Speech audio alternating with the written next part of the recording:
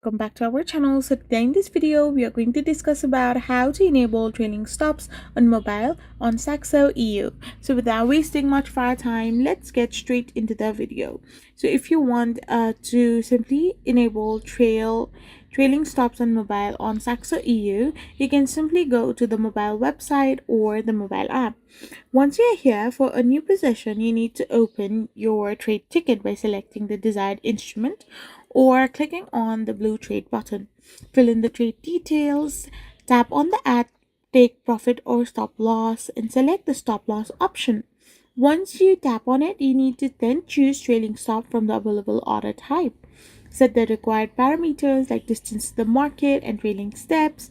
Set the duration of the order and tap place order to execute the trade with the trailing stop attached.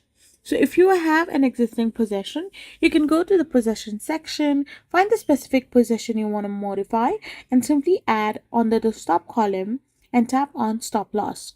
Now you can define the parameters and tap place order to add the trailing stop to your open positions.